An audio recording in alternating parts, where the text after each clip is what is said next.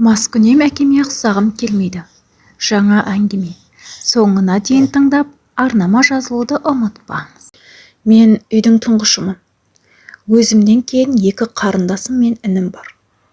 Балалық шағымды ойласам, алдымен арақ пен темекінің иісі есіме түседі.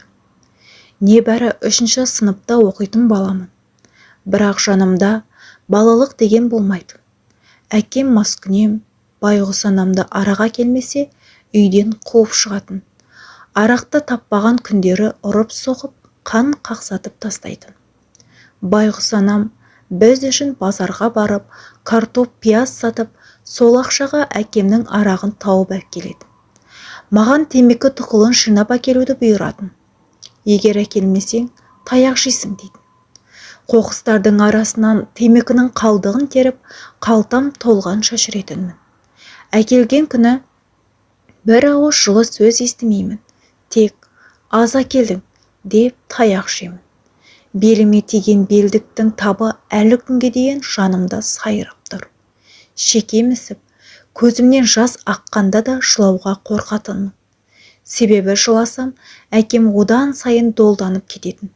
Иттің баласы, өшір үніңді, еркек деген жыламау керек, деп одан сайын ұратынын білетін мен үнсіз жылауды үйрендім. Жасым 9-да ғой. 9 жастағы мен таяқтан ерте есейдім. Өзім ап-арықпын. Үйде тоя тамақ та ішпейміз. Әттең, ол кезде интернет те, телефон да жоқ еді. Жылағанымды кім естісін? Әкемнен таяқ жегенімді кім көрсін? Талай анам біздерді етіп нағашы әжемнің үйіне барды. Сонда нағашы атам, неге келдіңдер? Кезінде тыңдамай, сол жігіттің етегін ұстадың. Енді қайтып келуші болма, деп үйінен қуғандай болатын. Әкем мен анам бір сыныпта оқыған сыныптастар.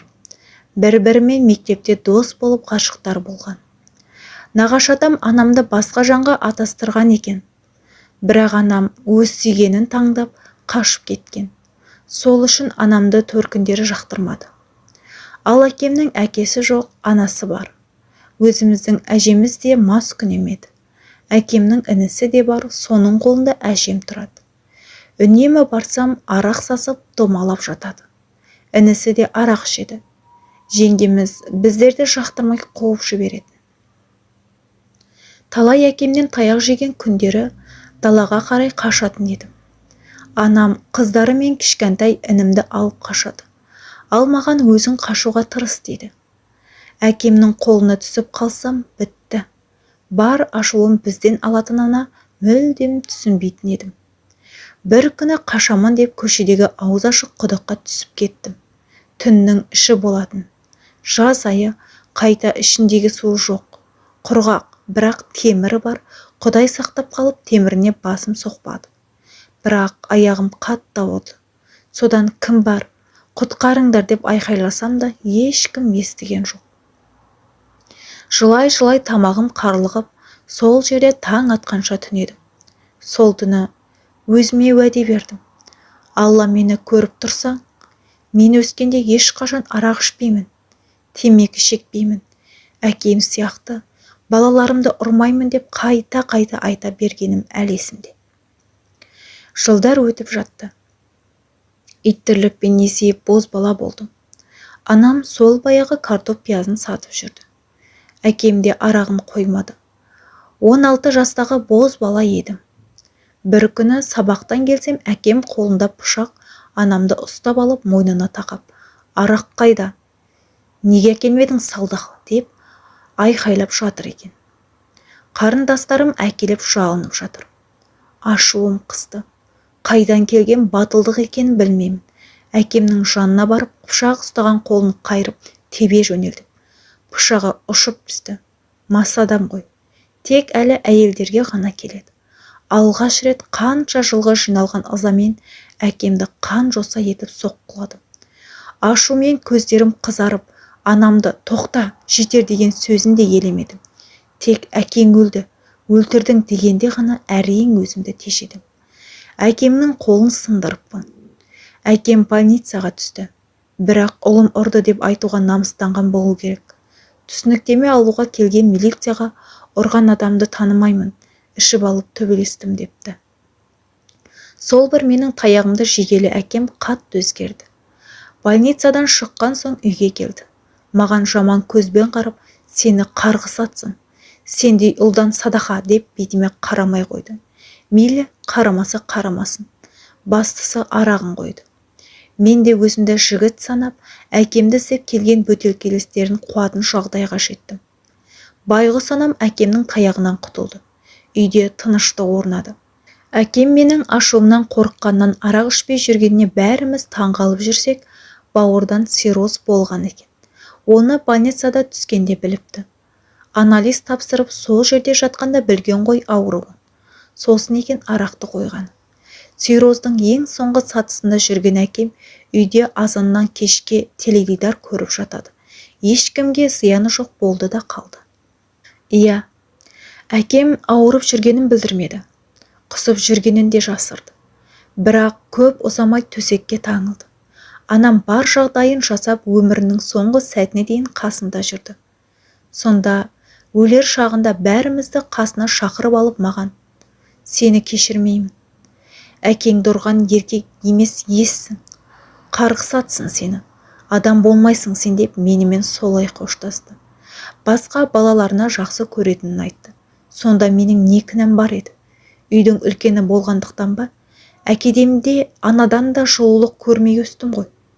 Әкемнің сол бір сөзі осы күнге дейін жүрегіме сақталды. Ауыр дертпен өмірден өтсе де, әжем ішіп келіп үйге айқай шығарып кететін еді.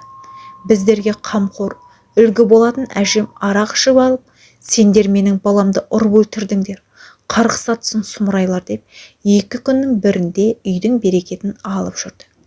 Бір күні анама: бұл жерден кетейікші, басқа жаққа көшейік, өзім асыраймын деп қанша айтсам да көшпей жүрді.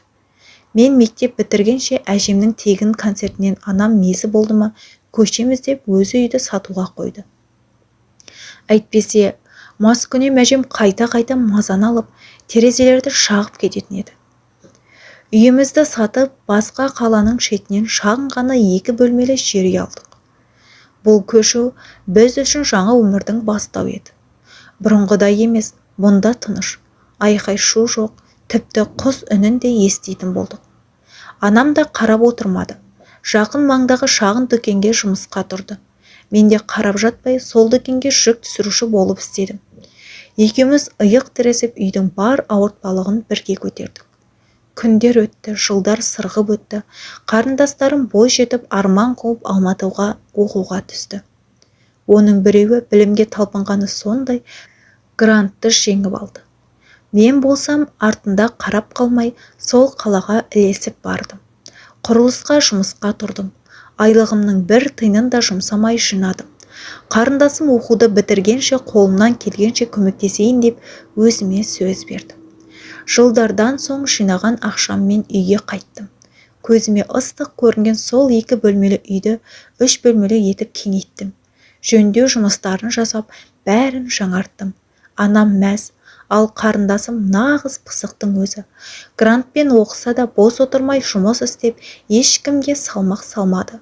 Сол сәтте түсіндім. Жақындарың үшін төккен тер ешқашан босқа кетпейді екен. Жігіт болып ара-тұра таныс жігіттермен араласып жүрдім. Бірақ көбі арақ ішіп темекі шегетін. Бұл маған ұнамады. Арақ ішпегесін көбі қасыма жолай бермеді. Тек намазхан жігіттер ғана қасымда қалды. Мен өз әдемде тұрған жігітпен. Кім айтса да, қинаса да арақ ішпей темекі тартпадым.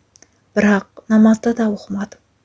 26 жасқа келгенімде анам: отбасы құру керексің, келіннің қолынан шай ішемін деп күнде айтатын болды. Бұл уақытта 2 қарындасымды ұзатып, өз бақыттарын тапқан еді. Кіші қарындасым оқуын енді бастап жатып, тұрмысқа ерте шығып кетті. Содан анам өзі таңдап бір қыздың нөмірін берді. Дүкенде бірге жұмыс жасайтын әйелдің қызы. Ол әйел екеуі тағдырлас. Анам дүкенде еден жуып заттардың шаңы сүртетін жан, әлгі әйел екеуі сол кезекпен жұмыс жасайтын. Оның қызын бұрындары көретінмін. Оның да әкесі жоқ. Батылданып әлгі қызбен сөйлесіп жүрдім. Бұлай жақсы қыз еді. Тек менен 4 жасқа кіші болды. Кездесіп араласып жүрдік. Үйлену ұсыныс жасағанда ол қыз келісті. Анасы да рұқсат берген. Көп ұзамай ол қыздың келісімімен алып қашып келдім. Өйткені анасы да қызда ұзатылып шығуға жағдайлар келмеді. Алып қашқан күні ол қыз оң аяғымен табалдырық аттады. Сол күні біздерге төсек салып берген. Бірақ Алла көріп тұр ғой, мешітке бармай, мұсылманша неке қимай ол қызға тиіспедім. Ертеңіне беташардан кейін мешітке барып неке қидық. Кешке тойхана тойымыз болады деп 1 ай бұрын жоспарлап, тойханаға жарты ақшасын төлеп күнін белгілеп қойғанбыз. Алып қашқан түні бір төсекте жатпай бөлек бөлмеде жаттым. Сол үшін бекен әлде басқа себеп болды ма екен, ертеңіне таң атқанда бөлмеге барсам қыз жоқ, кетіп қалыпты. Түсіне алар емеспін. Телефон өшірулі. Үй жақтан іздеп таппадым. Анам екеуміз ол қыздың үйіне бардық. Қыз үйінде ештеңе болмағандай жүр. Неге кетіп қалдың? Бүгін біздің тойымыз десем, ол еш жазбастан. Мен ойландым. Сен мен үшін өте кәрісің. Ренжіме, асығыс шешім қабылдаппын. Бәрін атмен ете сал деп көзі бақырайып отыр. Анасы да кібіртіктеп, қызым айтқанды қылмай отыр. Мені тыңдар емес деп жүзін төмен салды. Ашуланып кеттім. Еркек деген атым болса да жылап жібердім. Әкемнің қарғысы болар деген ой басыма келді. Мені сонша әуреге салып, сезіммен ойнап, шығынға батырған ол қыз түбі бақытты болмасы анық еді. Сонымен барлық нәрсе атмен болды. Мен тек ішімнен тынып жүрдім. Мейлі, үйленбей-ақ жүре беремін деп ойладым. Маскүнем әкемнің қарғысы бақытты болуыма кедергі деп ойладым. Бірақ қателесіппін. Ешқандайда қарғыс жоқ екен. Арада 1 жыл өтті. Әлгі қыз өзімен жасты жігітке тұрмысқа шығып ажырасып келді. Мен ол қызға ешқандай қарғыс та басқа да айтпадым. Қарғыс дегенің қаншалықты ауыр екенін өз басымнан білемін. Ажырасып келген ол енді қайта звондауды шығарды. Басында кешірім сұрап кездесейік деген. Бірақ 1 рет көңілім қалған адаммен кездесуге бармадым. Телефонын блок еттім. Бір күні өзімнен 7 жас кіші қызбен таныстым. Негізі ол қыз өзі танысты. Жасым білгенде кішкентай қыз деп сөйлеспей жүрдім. 2 рет тағы кездесіп қалдық. 3 рет тағы да тағдыр кездестірді. Біз бір-бірімізді алғаш рет көргенде ұнатып қалған едік. Тек мен ол қыздан қаштым. Бақытты бола алмаймын деп қаштым. 3 рет кездесіп қалғанда ол қызды алып қаштым. Қыздың әке-шешесі келісіп, той жасап, некелі жарым болды. Өзі сондай ақ жарқын. Анамның қолында 5 жыл келін болды. Бірақ анам мені қызғанды ма, әлде білмедім енді. Немерері болған соң әйеліме күн бермей жүрді. Басында үндемедім. Балам өсіп келеді. Анама ақырындап, менің әйелімнің несі ұнамайды? Барлығын жасап жүгіріп жүр десем, анам, әйелің салақ, істегені ісі шалға. Әйеліңді неге жақтайсың деп ашуланып өзіме ұрсатын. Жақсы жерге жұмысқа тұрып едім, айлығымнан әйеліме ақша берсем де анам ұрыс шығарып жүрді. Анамның барлық ақшаны өзі ұстап жүргенді қалайды. Келініне киімді өзі таңдап, қайдағы олпы-солпы арзан келіп алып береді. Оған мен ұялам. Әйелім басында үнсіз көнді. Бірақ төркінге барса ол жақта анасы жап-жас болып үстіңе не киіп алғансың? Өз жасыңа сай киім кимедің бе деп айтқанда мен ұялып кеттім. Анамды жамандағым келмейді. Бірақ келінді өз қызындай қабылдаса екен деймін. Әйелім өзіме еш уақытта бетіме келген емес.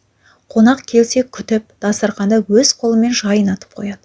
Білмеймін, анама одан артық қандай келін керек екен. 2 бөпесін туып келген кезі. Қыс айы. Роддомнан жаңа шыққан әйеліме мен жоқта үй ақтатып қойыпты. Үйге келсем бесіктегі балам жылап жатыр. Әйелін белін байлап үйдің ішін ақтап жатыр. Есік алдында кілес баластады шығарып тастаған. Анам өзі моншаға түсуге кеткен. Әйелім жалғыз өзі істеп жүр. Ашуланып туып келгенің жаңа, неге бұндай тірлік жасайсың деп айқайлап жіберді. Ол байғыз үнсіз төмен қарап тұр. Анамның іс екенін білем ғой. Барлығын таста да киімдеріңді жина. Бөлек тұрамыз десем, әйелім көнбеді. Мамадан ұят болады деп. Әй-шайға қарамай киімдерді жинап, такси шақырып 2 бала мен әйелімді төркінге апарып тастадым. Ата-енеме, мені кешіріңіздер, осылай болып қалды. 15 күнде қарай тұрыңыздар, пәтер тауып алайын. Әйелім мен балаларым алып кетемін деп ескерттім. Олар үнсіз келісті. Үйге қайтып келсем, анам түгімді қоймай ұрысты. Одан әйелімді жамандады. Ештеңе демедім, тек бөлек шығатынымды айттым. Ертеңіне төркіндегі әйелім ауырып больницаға түсіп қалды. Үлкен ұлымды барып алып кеттім. Ол үйге көнбей жылап шешем бақты. Үй ақтап кіріп шығып жүрген әйелім салқын тигені бар, жатырында қан қалып қойған дейді. 10 күн больницада жатты. Оған дейін пәтер дайындап қойдым. Больницадан шыққан бойда өз пәтеріме әкелдім. Солай бөлек шығып кеттік. Кейін інім үйленді. Кредит алып тойын жасап бердім. Уақыт өтіп жатты. Әйелім екеуміз жұмыс жасап, кредиттен құтылып үй салуды жоспарлап, 10 жылдың ішінде арманымызға қол жеткіздік. Балаларымды еш уақытта ұрмай, әйеліме еш уақытта қол көтермей, бақытты өмір кешіп жатырмыз. Ал анам әлі күнге дейін біздерге оң қабақ көрсетпейді. Мереке сайын туған күнін қалдырмай құттықтап отырамыз. Соның өзінде сен баланы ана қатын дуалап алған, сол қатынның ығынан шықпайсың деп айтады. Інімді айдап байғұс келінді ұрғызып қояды. Сол баяғы анам. Өзі қалай өмір сүрсе, басқалары да солай таяқ жеп өмір сүруі керек сияқты. Ініме қанша ақыл айтсам да мені тыңдамайды. Қатынын ұрып, қандай абырой тапқысы келетінін түсінбедім. Бұл әңгімемді анам оқысын, қарындасым оқысын, мені тек дұрыс түсінсе екен. Балаларымның алдында шешесін сабап, жаман әке болғым келмейді. Әкемнің жолын қайталағым келмейді. Балаларыма мейірімді, үлгі болып қалатындай әке болғым келеді.